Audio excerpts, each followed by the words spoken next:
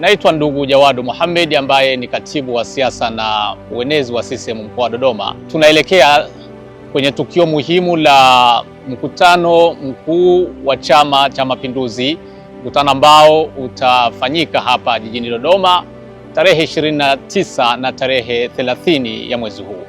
Sasa kusema kweli, mkutano huu ni mkutano, si tu mkutano, lakini ni kusanyiko la kidemokrasia ambalo linawakutanisha wajumbe kutoka kila kona ya nchi hii ambao wanakuja kwa ajili kwanza ya kupokea na kujadili juu ya mustakabali wa chama chao.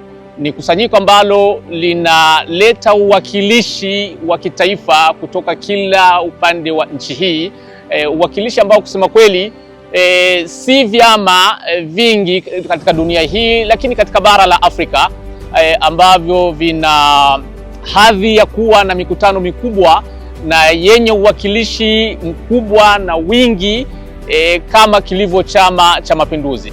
Kwa kweli mkutano huu ni mkutano ambao ni wa msisimuko wa kipekee kwa sababu ya aina yenyewe ya chama, kwamba unafanyika kipindi ambacho Chama cha Mapinduzi kimeimarika kupita kiasi, kipindi ambacho CCM imekuwa kila wakati ikijidi kujimarisha, lakini ikizidi kuongeza wanachama wapya.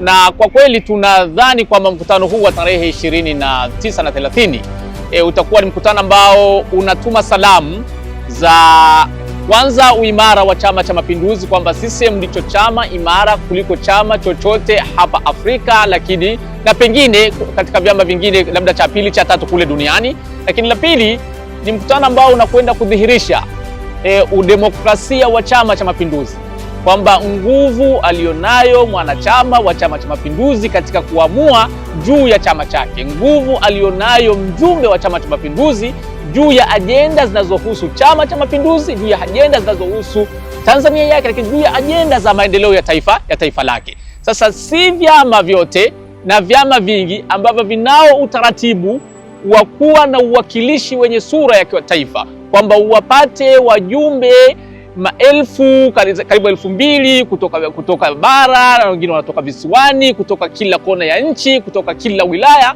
ambao wanakuja kwa ajili ya kujadili mambo yanayohusu chama chao.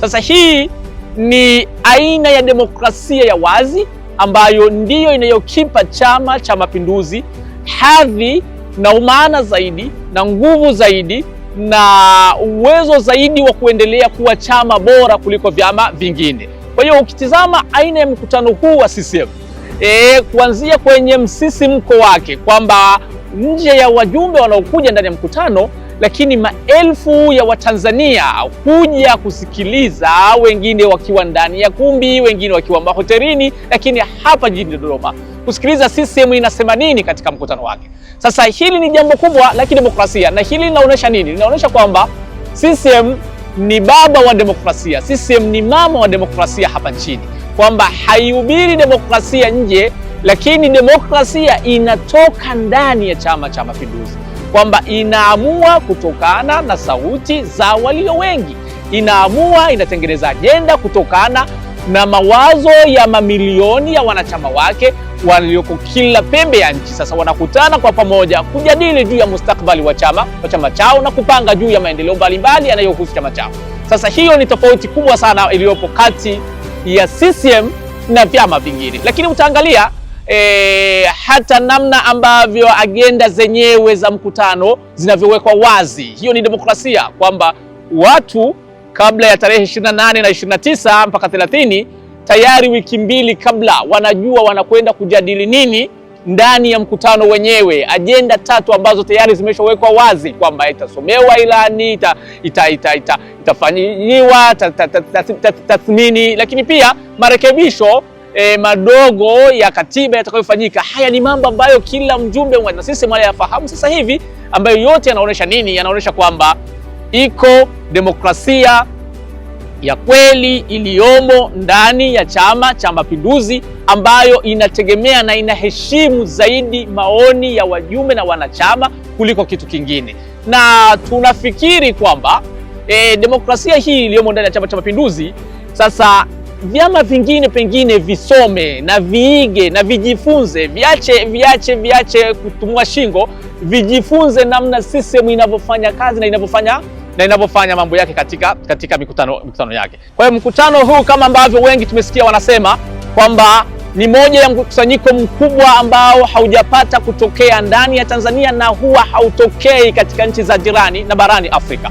Kwa hiyo huwezi ukatafuta kikao chenye msisimko, mkutano wenye msisimko, wenye nguvu, wenye ushirikishaji, wenye watu wenye haiba, rika na umri tofauti katika bara la Afrika zaidi ya kikao kikubwa ambacho hufanywa Chama cha Mapinduzi. Hata mabalozi utaona, wakuu wa mashirika mbalimbali, vyama jirani, kwa namna gani hufurahia mikutano hii.